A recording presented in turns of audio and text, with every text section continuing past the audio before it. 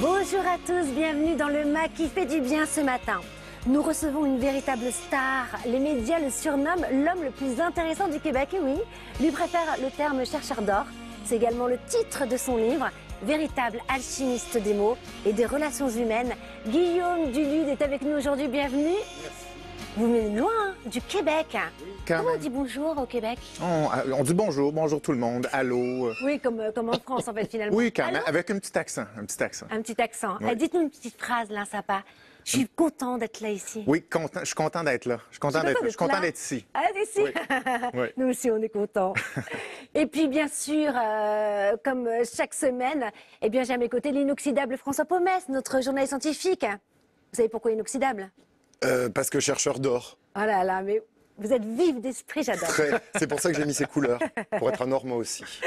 Et en seconde partie d'émission, nous retrouvons notre chroniqueur adoré, Kevin Finel, qui nous aidera à apaiser le feu de nos conflits intérieurs, grâce bien sûr à l'auto-hypnose. Mais passons à vous, je suis un chercheur d'or. C'est un titre qui vous va bien, moi, je trouve. Parce que, Ah oui? Bah oui, parce que vous êtes un véritable aventurier des temps modernes. Alors, ancien athlète de natation quand même, Oui. docteur en neurosciences, Oui. et vous avez établi une théorie intitulée La conscience dynamique, alors qui selon vous finalement pourrait enrichir, créer des valeurs dans les relations humaines, Oui. alors que ce soit en famille, avec nos amis, au travail, on en a besoin en ce moment. Qu'est-ce qui vous a donné envie de créer cette méthode? J'ai remarqué que les humains ont de la difficulté à créer des relations. On parle à tous les jours, on a des conversations à tous les jours. Ouais. Et on ne sent pas nécessairement qu'on est capable de se rejoindre, d'atteindre des objectifs communs, d'être capable de créer de la confiance, par exemple. Donc, c'est facile d'avoir beaucoup d'émotions négatives lorsqu'on est en interaction humaine. Excusez-moi. Vas-y. Non, c'est François Gris, donc je ris. Parce qu'on adore votre accent. souris. Parce qu'on adore votre je accent. souris. Ah Je non, m'en attends. C'est Je tellement m'y attendais. ensoleillé. ne faites pas croire que je me moque de l'accent, c'est pas vrai. J'adore je sais Céline très Dion, par exemple, qui a le même accent que vous. Non, on va pas d'ailleurs. polémiquer pendant des heures, Non. c'est juste parce qu'on est très heureux de vous avoir et que c'est très Je le ensoleillé prends finalement. pas du tout personnel, je le prends comme un compliment. Alors, Donc, on c'est vous a ça, compris. c'est difficile de créer des enjeux communs, poursuivre des buts communs, ne serait-ce savoir quels sont nos objectifs communs. C'est pas si clair que ça, pourquoi on s'adresse la parole l'un l'autre. Donc, j'ai voulu aller plus loin dans une méthode pour adresser des systèmes de communication qui impliquent le cerveau, qui impliquent la conscience, et je sentais qu'il manquait une espèce de notion centrale qui est un processus conscient, mais je dirais de plus haut niveau, plus élaboré, donc d'où la conscience dynamique, c'est-à-dire la conscience d'une interaction qui bouge et qui a un sens, c'est-à-dire qui bouge vers un objectif commun. Et quand vous regardez justement la télé, les infos ou les débats, vous pensez qu'il y a vraiment des clés et il est vraiment temps pour vous, c'est le point de départ vers un monde en paix? Je dirais absolument parce que c'est le point de départ des responsabilités personnelles. Parce que c'est très difficile créer un esprit d'équipe, créer une société qui est plus forte, qui est plus unie, si chacune des parties prenantes ne sait pas exactement quoi faire dans l'instant présent. Et le cerveau, c'est tellement précis qu'il y a besoin de cibles précis, il y a besoin de comportements précis, d'objectifs précis. C'est tellement rapide et c'est chirurgical, un cerveau. Donc, plus on est capable de savoir exactement quoi faire dans une communication, mieux on est capable de travailler en équipe. Et c'est un petit peu ce défi-là que je me suis lancé. Alors pour mieux comprendre le cœur finalement de cette théorie de la conscience dynamique, vous nous invitez à observer un ruisseau. Oui. Pourquoi? Parce que c'est facile d'avoir conscience de l'image d'un ruisseau. Et vous avez vu comme c'est magique? C'est très bien fait. Il manque juste les petites saucisses, vous savez. Bon, mais des saucisses, hein. Vous parlez d'une La végane. Les saucisses véganes. Oui, c'est vrai. Et le parallèle avec le ruisseau, c'est que, par exemple, on est entouré de télé, donc c'est quelque chose qui est relativement fixe. C'est pas un vrai ruisseau qu'on a ici. Donc, quelle est la différence entre la prise de conscience lorsqu'on regarde ce ruisseau-là, on l'analyse, on processe l'information, versus quand on touche un ruisseau? On peut fermer nos yeux et on peut sentir la pression du ruisseau sur notre main. On peut sentir ce mouvement-là. Cette analyse-là du mouvement, ça, c'est Vous la le laissez, hein? conscience dynamique pour moi. C'est un autre type de traitement de l'information lorsqu'on se situe à l'intérieur du ruisseau plutôt que seulement avoir une représentation fixe du ruisseau. Alors, j'ai pas pour aller plus profondément, c'est-à-dire observer le ruisseau. En tout cas, c'est pas pour c'est pas du tout une méditation spirituelle pour vous. Non. C'est juste une image qui nous permet d'approfondir la communication. Exactement. Lorsque, par exemple, toi et moi, on discute, l'objectif... Ça y est, vous vous tutoyez direct. Ah, c'est vrai, on se vous voit, hein? Pardon, Non, on mais se vous voit. vous faites comme vous voulez. Vous êtes chez vous, c'est le dimanche matin. Non, mais je vais on est en m'adapter, je vais famille. m'adapter. Donc, quand on communique ensemble, l'objectif, c'est de sentir qu'on s'en va vers quelque part. Un petit peu comme la sensation du ruisseau. On veut sentir le mouvement dans notre relation. C'est cet indice-là que je recherche à mettre de l'avant par la conscience dynamique. La conscience du sens qui se développe à travers notre conversation. C'est joli comme image. Alors, pour approfondir vos théories de la conscience dynamique, il y a des règles du jeu, hein, Oui. finalement. Alors, on va prendre la notice, on va les regarder un par un. Alors, le premier, et j'aime beaucoup, c'est de devenir vulnérable dans nos relations humaines, dans nos échanges. C'est important de devenir vulnérable. Oui. Oui, parce que la vulnérabilité, c'est le meilleur prédicteur de la relation. En fait, c'est impossible de directement synthétiser de la relation, c'est un résultat. Donc, comment on fait pour créer de la relation? Évidemment, tous les gens veulent créer des relations de confiance. Donc, comment on fait? Comment elle se fabrique, cette relation-là? C'est avec une variable qui s'appelle la vulnérabilité. Et la vulnérabilité, c'est pas la souffrance, c'est pas se confier, c'est pas des émotions, c'est la permission de se laisser voir. Et lorsqu'on donne cette permission-là de se laisser voir en premier par soi-même et après ça, se laisser voir par les autres, l'indice de vulnérabilité va augmenter et c'est ce qui va créer ultimement la relation. Donc, si on veut des relations fortes, il faut savoir manier la vulnérabilité réciproque. Et comment devenir vulnérable alors? Il y a plusieurs En quelques fonctions. clés, pour ceux qui nous regardent, qu'est-ce que c'est? D'ailleurs, comment savoir si on est vulnérable? OK. Sans être totalement soumis. Ça n'a rien à voir, hein, en plus. Eh ben voilà, ça n'a rien à voir. En fait, c'est une excellente question. C'est une question de dosage. Comme quoi, vous avez vu, lapsus, c'est que pour beaucoup, être vulnérable, c'est être soumis ou Oui. être fragile. Oui, il y a une connotation négative. Alors qu'il faut être fort, finalement, pour être vulnérable. Moi, je suis beaucoup plus dans cette optique-là. Je pense que c'est une habileté, la vulnérabilité, et un peu comme la vitesse, il faut faire un choix de vulnérabilité qui est sécuritaire dans l'instant présent. Donc, comment on fait pour se vulnérabiliser?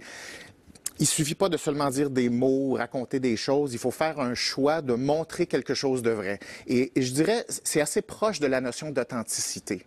Quand on parle d'authenticité, c'est une volonté. C'est pas quelque chose, tu dis, ça y est, c'est vrai, c'est pas vrai, c'est moi, c'est pas moi. C'est une volonté à ce que vous... Par exemple, je veux être vulnérable par rapport à vous. Je veux que vous me voyez imparfait. Je veux que vous me voyez un peu tel que je suis. Je fais cet effort-là parce que je veux que vous le voyez. Je veux pas cacher ça. Donc, cet effort-là, ça, c'est de la vulnérabilité.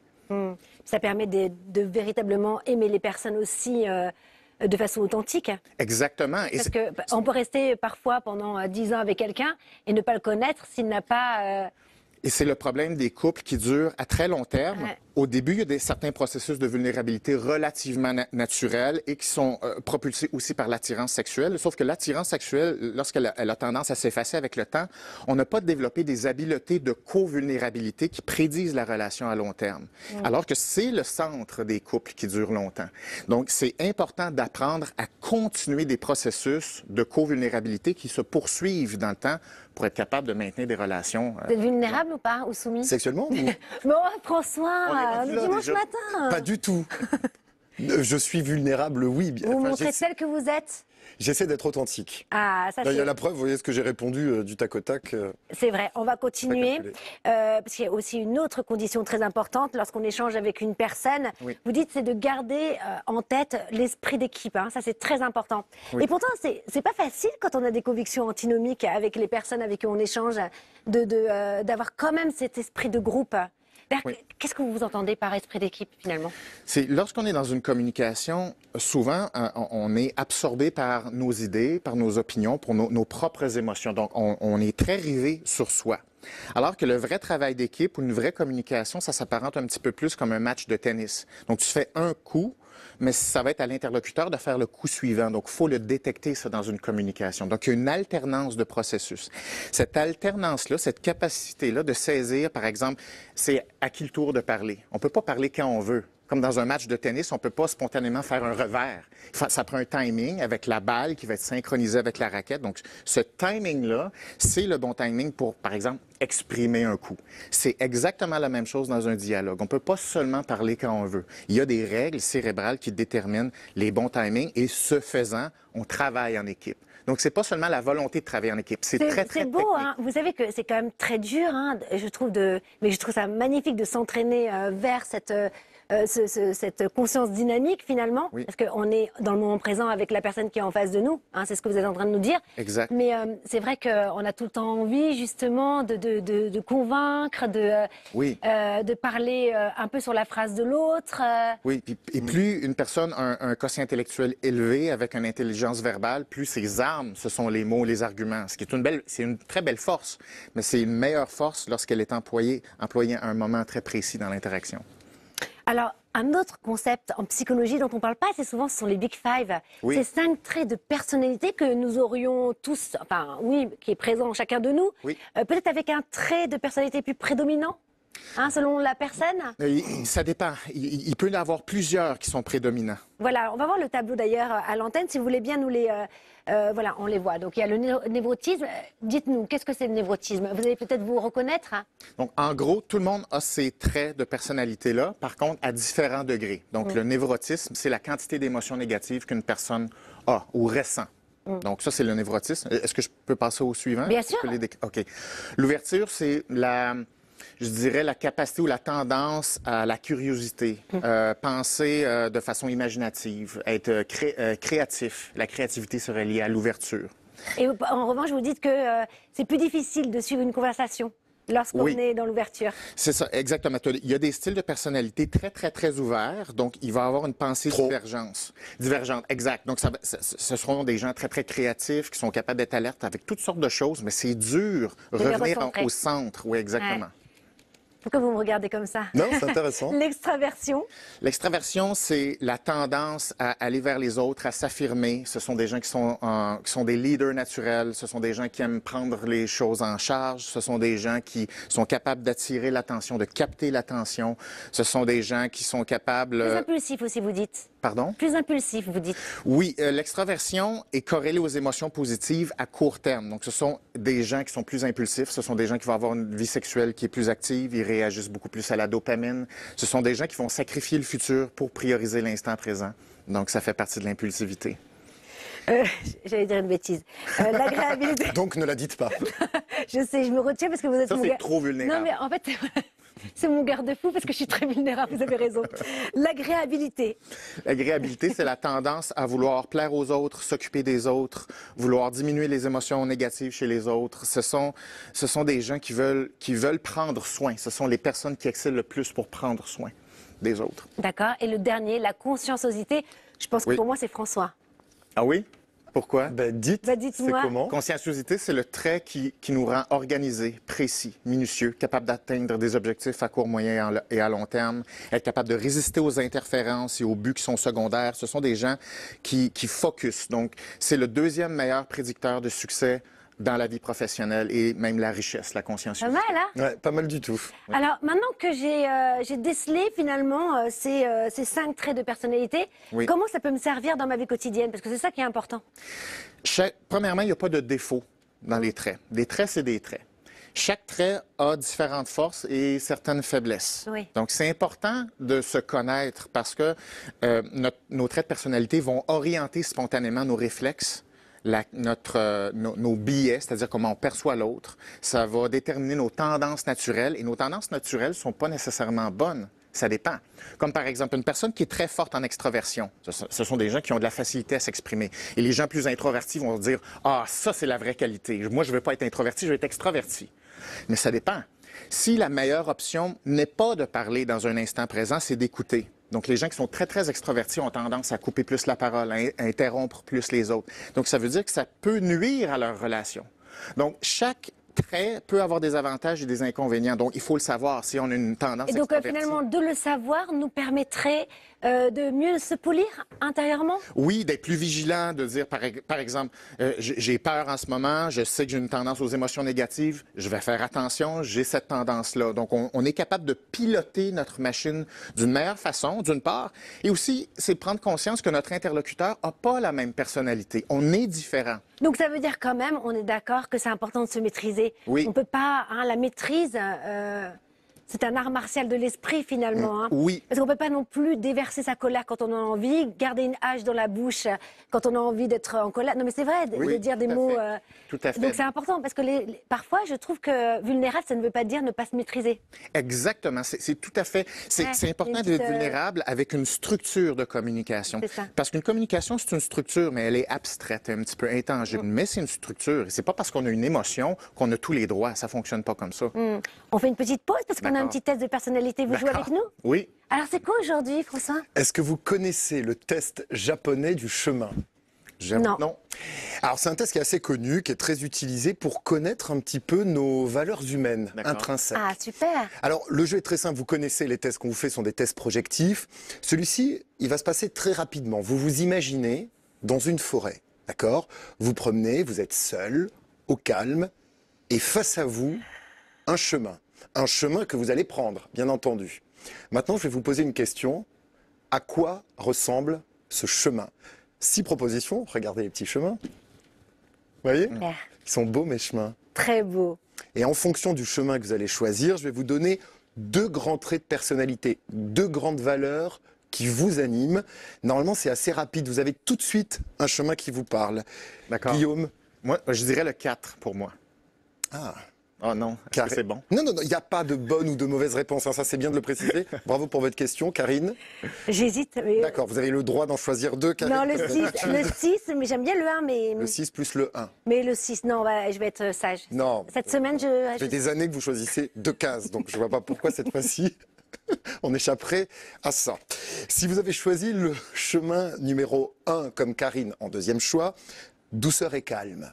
C'est ça qui vous caractérise, vous appréciez les petites choses de la vie, les moments calmes, les traditions et les gens simples. Si vous avez choisi le chemin numéro 2, ce fameux chemin de pierre, courage et aventure vous caractérisent. Le chemin numéro 3, réflexion et énergie. Ça, ce sont surtout les personnes qui se posent beaucoup de questions sur le monde. Numéro 4, c'est le vôtre, c'est Guillaume. Rire et création. Ce sont plutôt les gens fantasques, attirés par l'unique, par le lumineux, des passionnés et des gens, c'est écrit, plein de charme. C'est un peu votre cas. C'est exactement. Numéro 5, humilité. Et très humble aussi.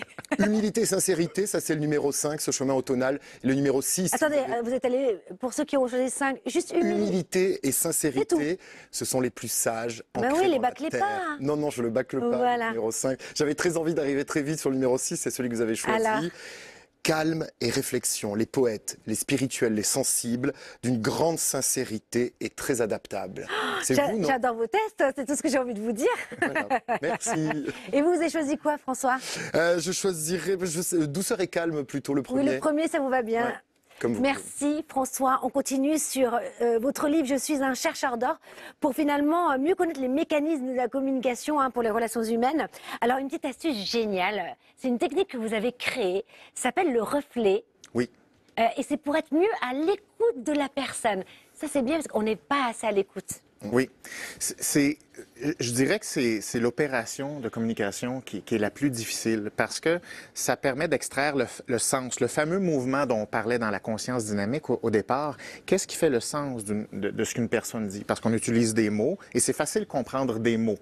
Une série de mots, des concepts, des phrases, on peut tous les répéter. Mais comprendre exactement le sens de ce qu'une personne essaie de communiquer, où elle veut s'en aller avec ça, c'est très, très difficile et ça prend des habiletés d'écoute qu'il faut pratiquer. Donc, le reflet, c'est un type de reformulation de ce qu'on a compris que l'autre a consciemment voulu nous communiquer. Donnez-moi un exemple. Ah oui. Non, parce que là, oui. Oui, c'est parce que je ne peux pas en faire un comme ça. Ça prend quelqu'un qui dit quelque chose et là, après ça, il faut faire un reflet basé sur ce qu'une personne dit. Je peux pas. Ce n'est pas une phrase que je peux inventer moi-même. Donnez alors peut-être une situation, une expérience que vous avez vécue. Bon, si une personne m'explique quelque chose qu'elle a vécu pendant son matin, par exemple, pendant que j'écoute... Pendant son matin. Pendant son matin. Comment vous dites, vous? Ce matin. Ce matin. Voilà. Non, mais gardez, c'est trop beau. Bon, on dit son matin, par exemple. Et là, elle m'explique ce qu'elle a vécu.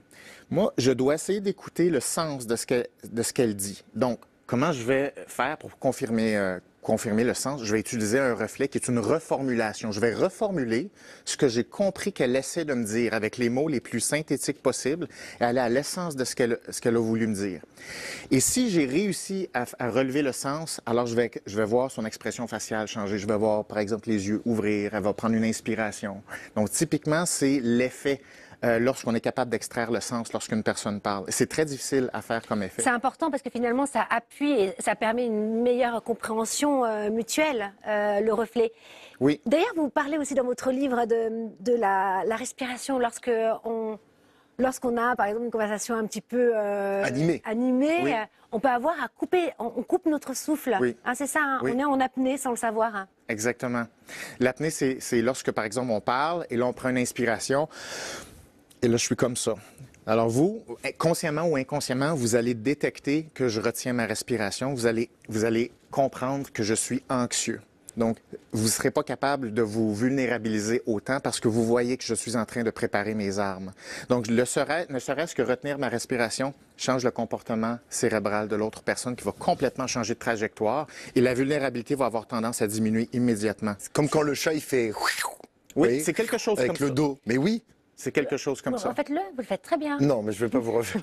Mais vous voyez, il se gonfle comme ça. Oui. Ça. Et donc, ça veut dire tout de suite qu'il est en... Absolument, mais les Et on fait humains pareil. essaient de le cacher, mais c'est pas possible de le cacher, c'est trop précis. Eh bien, on va faire une petite pause. C'est le moment de lancer la bulle qui fait du bien. Ah, déjà. Oui.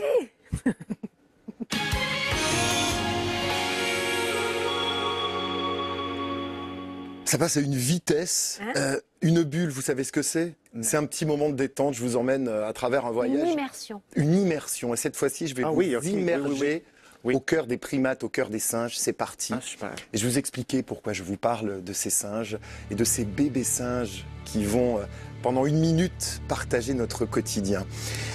Il y a à peu près 280 espèces de singes qui existent dans le monde. Le plus petit, adulte, il fait moins d'1 kilo. Le plus gros, 230. Alors là, on a des lémuriens, on va avoir des langurs, on va avoir des macaques. Et je vous en parle de ces bébés singes qui nous regardent avec parfois des regards très humains. Parce que ces primates sont en danger. Il y a une étude d'une trentaine de primatologues qui montre qu'à force de détériorer l'habitat de ces singes pour planter, pour cultiver des choses ou pour construire, eh bien, les prévisions montrent que d'ici à 25 ans, peut-être qu'une grande partie de ces espèces de primates auront disparu. Et d'ici à 50 ans, la moitié aura disparu. Et c'est très important aujourd'hui d'en prendre conscience. Parce que quand vous voyez leur regard, vous dites qu'on est trop près d'eux pour les abandonner. Regardez ces petits orang-outans comme ils sont mignons. Merci, François. Ils vous regardent. Très beau, il me regarde. Oui, je les adore. Titre de la musique, parce qu'on nous le demande beaucoup sur les réseaux sociaux. Little Planet sur Ben Sound. C'est vrai que vous nous écrivez tout le temps pour avoir... Voilà. Vous trouvez sur Internet, c'est une musique qui est gratuite, profitez-en. Et voilà, et qui fait partie de la bulle qui fait du bien. Vous restez avec nous, Guillaume Dulude. Absolument. En seconde partie de l'émission, nous allons continuer d'explorer vos techniques bénéfiques spirituelles qui ont fait de vous votre succès au Québec. Et puis, nous vous réservons aussi une séquence spéciale. Un exercice un peu magique d'auto-hypnose orchestré par notre chroniqueur Kevin Finel pour en finir avec nos conflits intérieurs. Vous savez, ces moments où on est là, j'y vais pas, je lance la pub, je la lance pas. Ah bah du coup, j'ai demandé à Laurent de la lancer pour moi en régie, parce que je sais pas, je suis en dualité.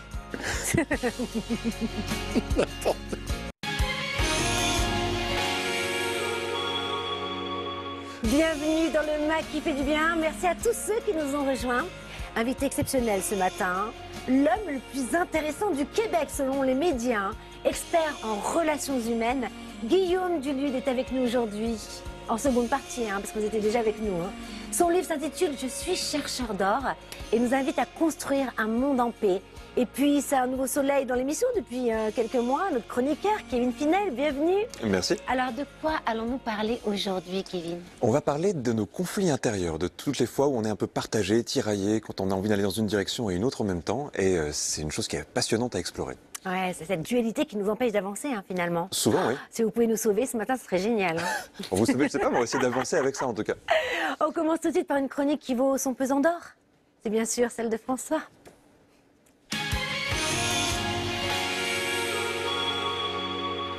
vrai que vous êtes dans la thématique, bravo. Ah oui, oui, vous connaissez Science ou Croyance, Guillaume? Non. Alors on décrypte les légendes, les superstitions pour savoir d'où elles viennent et pour essayer de les déconstruire. Et ça commence toujours par une petite devinette. Cette semaine, voici ce dont on va parler. Il faut toujours se regarder dans les yeux avant de le faire. Alors. Ce n'est pas ce à quoi vous pensez, c'est beaucoup plus pragmatique. Non, mais alors, il n'y a que vous qui pensez à ça. Trinquer Pas du tout. Exactement, C'est quoi trinquer. Trinquer. Quand on trinque, Ah, c'est vrai, bravo. on se regarde toujours dans les yeux avant de trinquer, c'est très important. Et vous savez d'où ça vient? Ben, ça vient du Moyen-Âge.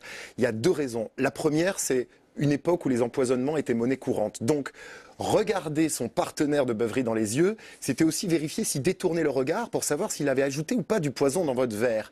Et ce qu'on faisait en plus, regardez Karine, prenez votre tasse, quand on trinquait, hop, on trinquait très très fort, c'est pour ça qu'on voit souvent le liquide qui passe d'un verre à l'autre, parce que comme ça, en mélangeant les liquides, vous étiez certain que votre compagnon de beuverie n'avait pas mis du poison dans votre verre, parce qu'évidemment, un peu de votre verre allait aller dans le sien. Donc trinquer, c'est se regarder dans les yeux pour vérifier qu'on est bien sincère, et appuyer son verre contre l'autre pour que les deux substances se mélangent. Et là, vous êtes sûr que la personne en face de vous ne veut que Mais c'est du bien. génial. Voilà. C'est très viking, hein, en fait, finalement. Ah oui, mais c'est pour ça qu'il faut D'ailleurs, trinquer on de ressemble façon à un vaillante. viking, hein. On vous l'a déjà dit, non? Non, pas Ah, récemment. jamais? Vous êtes d'accord, non? Bon, c'était la petite parenthèse. Hein. Parfois, j'oublie qu'il y a des caméras. Je trouve ça génial, en fait, parce que finalement, on est tout en train de dire, tu vas pas regarder dans les yeux, ça porte malheur. On le alors qu'en refait fait- même, hein. Et d'ailleurs, vous ferez un jour, pourquoi il faut pas se croiser quand on trinque? Je ferai. Parce que c'est vrai, ça, Je on ne doit ferai. pas croiser. Hein. Mais revenons à vous, Guillaume Dulude. Je suis un chercheur d'or, c'est pour illuminer nos relations humaines, créer des valeurs. On en a bien besoin pour un monde en paix. Alors, vous parlez vraiment des relations humaines, mais aussi en couple, en famille, que ça soit aussi Avec des au collègues. travail. Voilà, avec notre entourage. Oui. Alors, il y a quelque chose que j'aime beaucoup hein, dans cette ruée vers l'or, hein, parce que c'est Oui. un peu ça. C'est que il y a et je pense que ça va vous intéresser, vous qui nous regardez. Lorsqu'on a un projet à défendre Oui. au travail, quand on a une conviction à soutenir, finalement, il y a aussi des bons réflexes à avoir. Oui. Alors moi, je vous propose maintenant un petit jeu de rôle. Si vous êtes d'accord, François, là, vous n'êtes pas trop Ah non, au ça courant. veut dire que je vais être dedans. Oui, c'est vrai. Est-ce que vous vous sentez capable là, de nous vendre un projet qui vous tient à cœur en quelques secondes? Et dites-nous, Guillaume Dulude, s'il a les bons réflexes. Alors, je le vends à qui? À Guillaume? À nous Moi trois. À nous trois. À nous. Donc, je le vends à 3. Oui, alors comme projet, si, c'est très important. En fait, je voudrais amener 50 enfants issus de différents milieux, différents groupes sociaux, etc., en Égypte, sur le plateau de Gizeh, pour les sensibiliser à l'égyptologie, pour leur raconter d'où viennent ces Égyptiens, d'où vient l'Égypte antique, et nous, d'où on vient, grâce à l'égyptologie. Donc pour ça, j'ai besoin de financement, 100 000 euros, pour amener ces 50 enfants pendant une semaine. Est-ce que vous êtes d'accord pour financer le Oui, projet? vous ne faites pas assez vibrer, je trouve. Comment ça, je vous fais Encore pas un peu assez plus, vibrer? non? Ça manque pas un peu de... Bon. Vous savez, les enfants là-bas, ils Je vous ai mis sentent des tellement clés. bien. hein. Non, Je mais vous ai c'est mis vrai. l'Égypte, les enfants, les différents milieux sociaux. Je vous ai mis plusieurs Je suis clés à dure avec l'intérieur du vous, hein, projet. parce que vous êtes mon ami. Mais une des choses, si je peux me permettre, comme rétroaction, il y a une séquence idéale pour amener une idée et le projet pour lequel tu veux nous intéresser, il faut que ce soit la dernière chose que tu mentionnes, idéalement. Donc, la première chose, tu veux placer tes éléments de contexte. Donc, tu dois choisir qu'est-ce qu'il y a de pertinent dans l'environnement, dans notre contexte, qui justifie absolument ta demande. Donc, tu dois nous préparer avant que tu arrives à ta demande. Là, ce que tu as fait, c'est que tu as pris des éléments de demande et tes objectifs qui étaient un petit peu mêlés et tu les as placés au début. Donc, ils sont brûlés. J'ai eu 30 secondes pour me préparer. Non, mais hein. j'avoue, Tout franchement, à c'est fait. abusé. Ça prend beaucoup de préparation. Et même moi, quand je formule une demande comme ça, je dois écrire, je dois répéter mon texte, je dois comprendre qu'est-ce que je veux dire. Est-ce que c'est exactement ce que je veux dire? Est-ce que c'est clair? Est-ce que les liens entre mes idées sont bien faits? Donc là, moi, je trouve ça vraiment excellent que tu aies improvisé ça comme Non, mais ça. vous C'est êtes- tout à ton oui, honneur. vous êtes trop fort. Non, mais Donc en fait, oui. finalement, vous êtes en train de dire d'abord, on pose le tableau, on fait rêver, Le on contexte. donne envie. Et après, bon, j'ai juste besoin de 100 000 euros. Le 100 000 euros, c'est à la fin. C'est à la fin. Non, mais c'est vrai. Donc ça veut le dire qu'on dernier. commence par des émotions, en fait. Il faut poser des bases de contexte qui sont absolument irréfutables. Par exemple, en ce moment, il se passe telle chose d'importante dans ton projet ou dans ta vie. En ce moment, il se passe telle autre chose. Après ça, c'est irréfutable. ensuite, tu dois donner un élément déclencheur qui vient briser la routine, qui vient briser la staticité et qui rend le reste de ton discours absolument nécessaire. Parce que lorsque tu arrives à 100 000 euros, 50 000 euros, il faut que 100 000 euros, 200 000 euros, il faut que l'interlocuteur se dise « 300. Ah ben oui ». Il faut que ça soit irréfutable, que tu as absolument besoin de ça. Mais avant d'avoir un impact de cette solidité-là, tu dois placer des blocs avant. Si tu places tes choses dans le désordre, tu vas rentrer en justification. Et c'est un petit peu ça là, qui a glissé à la fin. C'est que tu as placé des choses, et là, ton cerveau, il s'est dit, c'est vrai que j'ai pas expliqué le sens, donc là, tu as recherché le sens en deuxième lieu. Donc, tu es mieux de placer le sens avant, et à la fin, tu fais ta demande. Donc, la demande, si elle est bien placée, ça devrait être court, très, très synthétique, facile. Donc ça, c'est important pour tous ceux qui ont un projet à défendre. Oui. Voilà, écoutez les conseils de Guillaume Dulude. De toute façon, il y a tellement de conseils dans ce livre, c'est impressionnant. C'est, oui, c'est une Bible dorée, hein, on pourrait dire ça un peu. Kevin Finel, d'ailleurs, je sais pas, quelqu'un veut vous dire, vous voulez vendre le Mac qui fait du bien à une amie en disant qu'il ne connaît pas l'émission. Comment vous la... Je vais essayer de tirer parti de ce que vous avez dit là. Qu'est-ce que vous diriez ? On vit plein de choses quelquefois dans notre vie qu'on ne comprend pas. Et on a besoin de mieux se connaître, en fait. On part du besoin, c'est ça. On a besoin de mieux se connaître, de comprendre comment on fonctionne. Et ce qui est bien aujourd'hui, c'est qu'il y a un endroit où on peut apprendre plein de choses sur l'être humain, c'est le Mac qui fait du bien. Ça demande juste une chose, de bien commencer la journée le dimanche matin. C'est bien. Vous apprenez vite. Vous voyez, la structure était meilleure. Tout de suite, il posait des éléments et on a senti, tout le plateau a fait... Ah, c'est intéressant ça. Donc, on est capable de suivre son fil conducteur. Évidemment, on peut peaufiner l'élément déclencheur, sa réflexion, l'objectif. Je suis le cancre du plateau, moi, non, alors, à côté du radiateur. C'est plus facile de passer en deuxième. Oui, mais c'est plus facile de passer en deuxième. Et je ne vous dis pas si moi je le faisais en troisième. Alors là, je vous amène dans le monde de Disney. Mais je trouve ça intéressant, l'exercice, parce qu'on voit qu'il y a plein de bonnes choses qui s'est passées. Oui. On voit qu'il y a plein de bonnes choses qui ont été récupérées, puis il y a eu une bonification ici. On sent que le message est de plus en plus solide. Donc, c'est plaisant de s'apercevoir qu'on est capable de faire des demandes qui sont importantes, qui vont être reçues avec toute l'importance avec laquelle on veut le message. Demander 200 000 euros, du coup. C'est ça. Effectivement, on peut demander plus. Autre alternative, mais plutôt à la maison, avec notre conjoint, par exemple. C'est vrai que c'est pas facile parfois de formuler une demande, surtout un service dans les aspects du quotidien, comme le ménage, faire les courses, etc. Alors, on va jouer maintenant avec Kevin. Est-ce que vous voulez bien jouer le jeu? Alors, voici un balai. C'est encore plus difficile. Vous devez formuler une demande, un service à votre conjointe. Et quel service, par exemple? Dans un aspect du quotidien.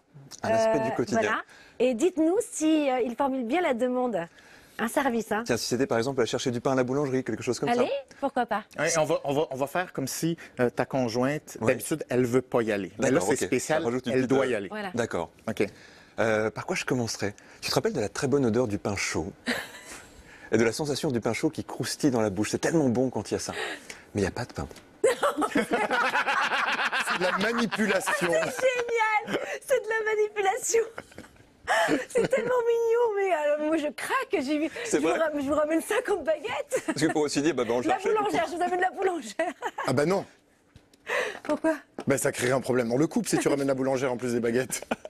Non, mais c'est pas mal. Alors, vous êtes d'accord, c'est bon ou pas? Il manquait la demande quand même. Mais c'est parce que ça dépend du message. Par exemple, est-ce que ta conjointe... C'est difficile pour elle d'y aller? Est-ce que d'habitude, elle refuse d'y aller? Ça veut dire que ton processus de mobilisation n'est pas le même. En effet. Si ton message, c'est de lui donner envie de manger du pain, c'est pas du tout le même objectif. C'est vrai. Si ton but implicite, c'est qu'elle te rende un service et d'habitude, ce genre de service-là, elle te le refuse, ton message est complètement différent. Donc, tes éléments de contexte vont être différents. Alors, et puis, il y a quand même un peu de manipulation quand même derrière, à chaque fois. Parce que si on demande un service, c'est que d'avoir les bons réflexes au niveau de la communication. Moi, personnellement, déjà, je le flatterais un peu. Et peut-être que je ferais un petit caprice en demandant j'en ai tellement envie. En fait, n'importe quelle stratégie de communication, ça rentre pour moi dans la manipulation. Et pour moi, la manipulation, elle peut être positive ou elle peut être négative. Si tu mets tous tes outils en place en communication pour influencer l'autre pour atteindre un objectif, mais tu sais que ça va être aussi gagnant pour l'autre personne. C'est une manipulation qui vise une relation qui est solide dans le temps, qui vise à ce que ça soit gagnant-gagnant. C'est une manipulation qui est positive, c'est absolument normal. Comme en ce moment, oui, ça peut être mignon, c'est vrai. Oui, vrai. absolument. Sauf que si tu es le seul gagnant, mais là, ça veut dire que la personne va être perdante face à toi. Donc là, ça va être une manipulation qui va être anti-relationnel. Ça ne tient pas dans le temps en plus. Quand Exactement, on fait ça. exactement. Finalement, tout part du cœur, encore une fois. Si notre intention, elle est bonne et qu'on n'est pas vil, On va pas se disputer pour une baguette. Hein, Karine? Ce sera la conclusion de cette question. Une autre question. Alors, c'est un téléspectateur maintenant, chaque semaine, un téléspectateur qui fait du bien, comme vous tous, qui nous envoie une question pour vous, Guillaume Dulude. Elle s'appelle Pascal et elle est mamie et grand-mère. D'accord. Ouais. Bonjour le Mac qui fait du bien. Je m'appelle Pascal et je suis mamie. Je m'interroge sur la manière de communiquer avec mes petits-enfants sur l'actualité sans les angoisser. Voilà, merci pour votre réponse et merci à Karine et François qui forment un duo formidable. C'est adorable. Merci Pascal, on vous embrasse très très fort. Oui. C'est vrai, intéressant finalement. Comment Oui. ne pas donner l'anxiété la transmettre l'anxiété finalement à notre entourage ou nos enfants? C'est une excellente question. Et la première préoccupation avec des enfants, c'est on veut équiper des enfants à ce qu'ils soient solides, soient forts, soient capables d'être résilients, d'affronter la réalité. Donc, il faut les aider à faire face à des éléments stressants, des éléments anxiogènes. Donc, le but, ce n'est pas de les protéger contre toute forme d'émotion négative. C'est absolument nocif de vouloir forcer des émotions positives. Donc, la stratégie avec des enfants, comme un auteur américain qui est un psychologue, il parle d'antifragilité. Les enfants sont antifragiles si tu stimules leur système immunitaire. Et pour le stimuler, tu dois les stresser un peu. Donc, c'est une question de dosage. Donc, la pire chose à faire, c'est de surprotéger les enfants en faisant en sorte de parler de guerre, mais sans qu'il y ait aucune émotion négative. C'est absolument malsain parce qu'on rend un enfant de plus en plus anxieux, évitant et fragile. Et on ne veut pas faire ça. Donc, pour répondre à la question, bien, ça dépend de l'âge, ça dépend des habiletés verbales, ça dépend d'un paquet de facteurs avec l'enfant. Mais ce qu'on veut, c'est utiliser la guerre, par exemple, pour parler d'une notion qui est plus constructive, c'est-à-dire qu'est-ce qu'un conflit? Qu'est-ce que la souffrance?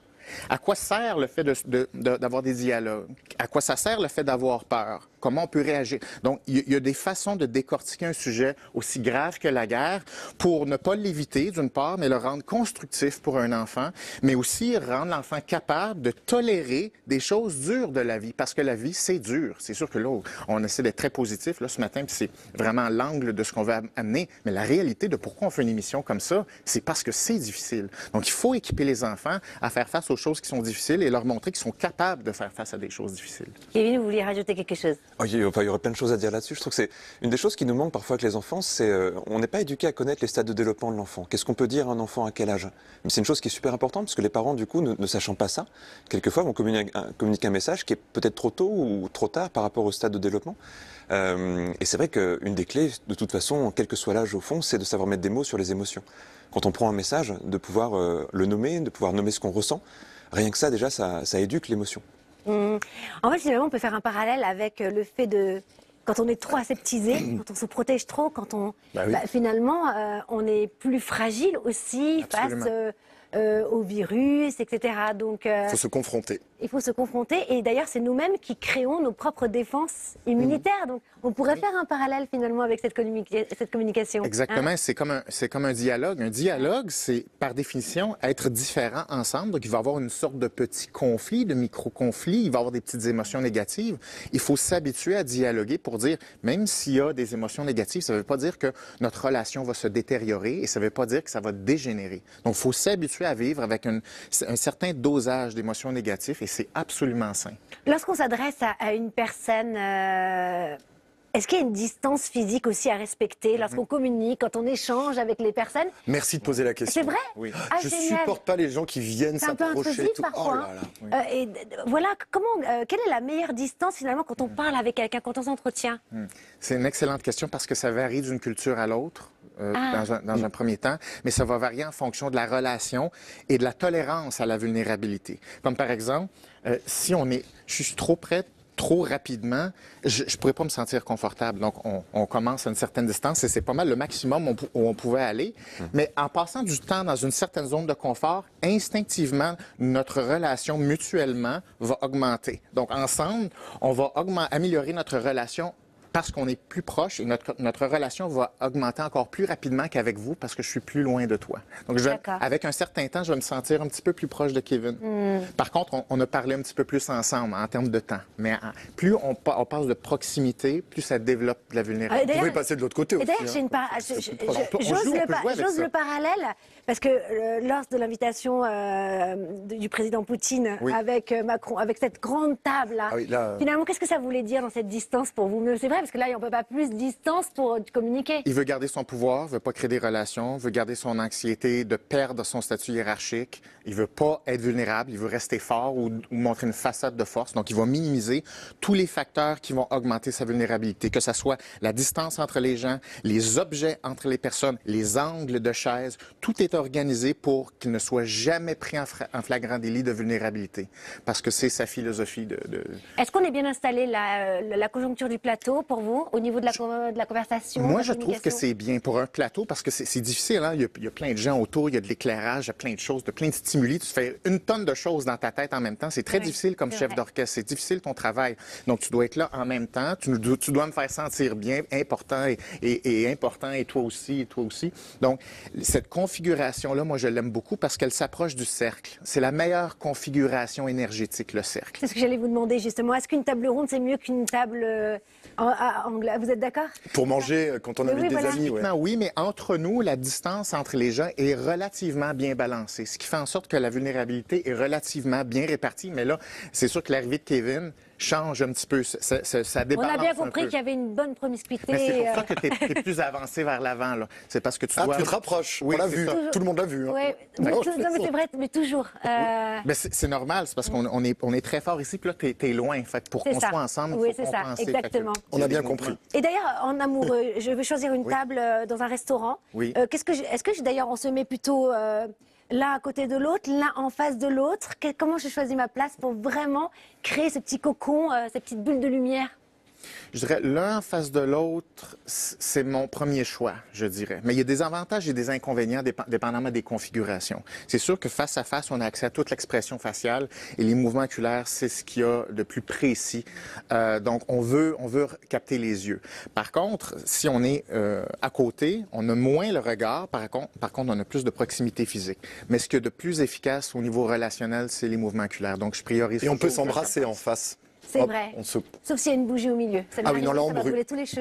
Je vous assure que c'est vrai, ça sentait le cochon partout dans le resto. Mais bon, bref, c'était encore une parenthèse. Une parenthèse enchantée, oui. Oui. La Victorine. Les réseaux sociaux aussi. Oui. Autre façon, comment communiquer à distance et en plus... parce que la voix, c'est important, vous n'êtes pas d'accord? Oui. C'est très difficile finalement de bien... C'est pour ça qu'il y a des smileys, parce que aujourd'hui, on se dit, tiens, pour qu'ils comprennent bien, on va mettre un petit soleil, que je ne suis pas fâchée. C'est terrible, alors qu'avant, finalement, dans l'ancien temps, on n'avait pas besoin, il y avait des virgules et des points. Oui. Ce qu'on appelle la ponctuation. Exactement. C'est très intéressant parce qu'on évacue de plus en plus la ponctuation. Et la ponctuation, c'est comment on gère l'oxygène, hein, comment on gère la respiration. Donc, on a parlé un petit peu de la respiration. Quand on retient la respiration, on a besoin de sentir comment une personne règle son oxygène. Donc, la ponctuation parle de la personnalité d'une personne. Différents traits de personnalité ne vont pas s'exprimer de la même façon en termes de ponctuation. Donc, dans les messages textes, même si on rajoute des émoticônes, il y a tellement peu d'informations que ça crée absolument zéro vulnérabilité et c'est impossible de créer des relations basées sur les messages textes. Donc, moi, ma recommandation, c'est qu'il faut rapidement sortir des messages textes et se retrouver au moins par téléphone, au moins entendre les fluctuations tonales parce que la voix révèle beaucoup de choses et on l'entend à la radio. On est capable de lire les personnalités seulement en écoutant comment une personne utilise son air et la voix. C'est par la voix que s'accomplit l'œuvre de la paix. C'est ça. La voix, évidemment, si on est capable de regarder les yeux d'une personne, c'est encore mieux. Vous restez avec nous. Je suis un chercheur d'or. Les mécanismes de la communication et des relations humaines. Voilà l'homme le plus intéressant du Québec par l'animateur de l'émission Tribal au Québec. Voilà comment il vous appelle. TV5, oui. Magnifique, hein? Oui. On passe tout de suite à vous, Kevin Finel, puisqu'on vous retrouve dans le conseil qui fait du bien.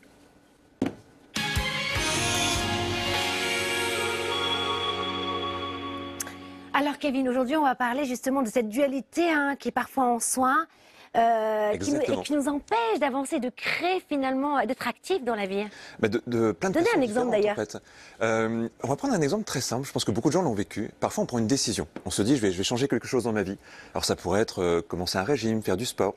Si c'est le cas de faire du sport, vous savez, il y a des gens qui quelquefois le soir se disent demain matin, je m'y mets. Alors il y en a qui se le disent depuis très longtemps, mais ils se préparent, ils vont préparer leur basket, ils vont préparer leur tenue de sport, ils vont mettre le réveil un peu plus tôt. Ils sont hyper en accord avec cette idée-là, même plutôt heureux de se réveiller le lendemain et de se mettre enfin à cette activité qu'ils ont envie de vivre. Et puis il va se passer un truc bizarre dans la nuit. Mais au moment où le réveil va sonner, la personne n'a plus du tout envie de faire du sport. Elle va éteindre son réveil en se demandant même mais qui a mis le réveil aussitôt ? Il y a un truc qui est pas logique. Comme s'il y avait un putsch à l'intérieur et que ce n'était pas la même personne entre le soir avec cette motivation, avec cette envie et le matin au réveil. Et je pense qu'on le vit tous, ça. Des moments où on a envie de quelque chose et puis il y a une partie de nous qui nous retient. On se dit ça c'est la bonne décision, puis il y a une partie de nous qui va aller dans l'autre direction. Et ça donne des conflits intérieurs. Ça donne des conflits, par exemple, un des plus connus, c'est liberté-sécurité. Je voudrais être plus libre et en même temps ça m'enlève un peu de sécurité. Du coup je vais vers la sécurité mais je perds ma liberté. Et on finit par se retrouver à pas avancer, en fait, dans certains cas. J'ai l'image d'un oiseau qui aurait une aile cassée. Et donc, quand elle veut marcher devant, en fait, elle tourne en rond. Oui, on pourrait le voir comme ça. C'est un peu ça. On va ni en arrière, ni en avant. On ne sait plus quoi faire. Moi, je connais bien ce truc-là. De l'aile cassée? J'imagine ce que ça peut donner.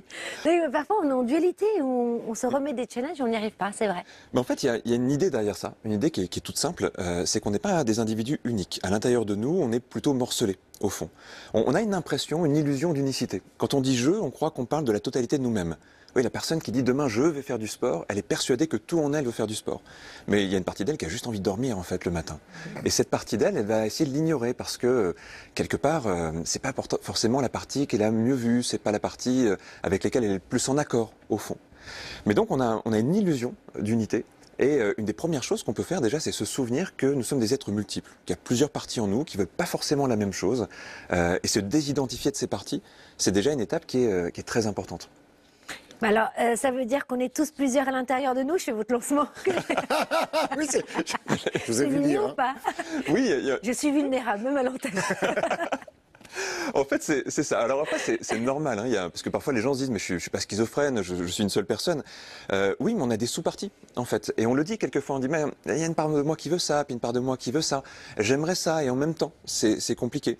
Et en fait, on parlait de vulnérabilité. Déjà, accepter justement que tout en nous n'est pas en accord, que tout en nous ne veut pas une chose, c'est déjà hyper important. On est dans une société parfois qui nous vend une solution. Par exemple, je sais pas, il faut être mince. Et du coup, il y a des personnes qui sont dans la culpabilité quand il y a une partie d'elles qui voudrait être dans le plaisir et manger un bon dessert au restaurant, par exemple. Et plus on va contraindre ces parties de nous, parce qu'on n'a pas envie de les regarder, parce qu'elles ne nous plaisent pas, parce qu'elles ne correspondent pas à ce qu'on croit être bien, plus elles vont revenir avec du conflit. Comme si on alimentait quelque part ce conflit, jusqu'au moment où il va rejaillir, et quelquefois, tu le disais tout à l'heure, ça va nous paralyser quelque part au bout d'un moment. On a l'impression d'avancer, de reculer, d'avancer, de reculer. Et donc l'idée, c'est de pouvoir travailler un petit peu sur ces conflits intérieurs. Et donc, c'est même pas de savoir si quelle partie a raison, parce que c'est plus une question de raison. Justement, non. En fait, dès lors qu'on se dit qu'il y a une partie qui est mieux qu'une autre, eh ben, on alimente ce conflit. Imaginons, j'ai une partie sécurité, une partie liberté, mais les deux sont très bien. En fait, il n'y en a pas une qui est meilleure qu'une autre. Les deux ont des avantages, les deux ont des inconvénients. Alors justement, peut-être pour donner une petite astuce pour ceux qui voudraient explorer. Mais oui, on a un exercice qu'on pourrait tous faire pour apaiser justement ce conflit intérieur.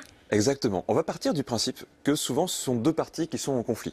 Bon, il y a des exceptions, parfois il y a 3-4 parties qui sont en conflit, mais imaginons vous auriez quoi comme conflit intérieur par exemple qui pourrait venir de temps en temps? Ah ben moi en ce moment c'est ça, c'est le dessert. Non, c'est de refaire du sport. J'ai du mal en ce moment. D'accord.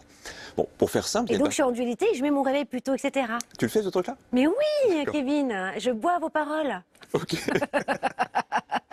Bon, imaginons, j'ai deux parties, une partie qui veut faire quelque chose, une partie qui veut pas. Déjà, je vais me dissocier de ces deux parties. C'est-à-dire que je vais me dire, c'est pas moi, en fait. Il y a une partie qui veut faire du sport, puis il y a une partie qui a envie de dormir. Déjà, première étape. Ensuite, on va se demander, en fait, qu'est-ce qui me manquerait si l'une des parties partait? Parce que souvent, il y en a une, on voudrait qu'elle parte. Par exemple, la partie qui dort le matin, parfois on se dit, je voudrais qu'elle parte, je voudrais m'y mettre à ce sport. Mais en fait, on pourrait vraiment se poser la question, est-ce qu'il ne me manquerait pas quelque chose si elle partait, cette partie-là? Mais vous êtes d'accord avec nous que en fait, c'est pas je veux faire du sport, c'est que je veux rester m'entretenir au niveau c'est plutôt ça, en fait. Et bien justement, ça c'est la deuxième étape, c'est d'aller se demander quelle est l'intention de ces parties. Alors pareil, il y en a une qu'on trouve plus facilement que l'autre en général, celle qu'on aime bien. Et en effet, l'intention de faire du sport, c'est d'être en bonne santé, c'est de se sentir bien, c'est d'avoir de l'énergie. Et puis après, il y a aussi des choses plus personnelles. Mais c'est quoi l'intérêt aussi? C'est quoi l'intention d'avoir envie de dormir le matin? Ça peut être aussi de récupérer l'énergie, ça peut être aussi de s'écouter, ça peut être aussi de se faire du bien. Et en fait, quand on se rappelle que ces deux parties... Donc on imagine ça, dans les mains, ok. On peut vraiment l'imaginer, oui, très spatialement, comme ça. Donc quand on se rappelle que... Les deux parties dans la main. Oui. Pas les deux dans la même main, hein.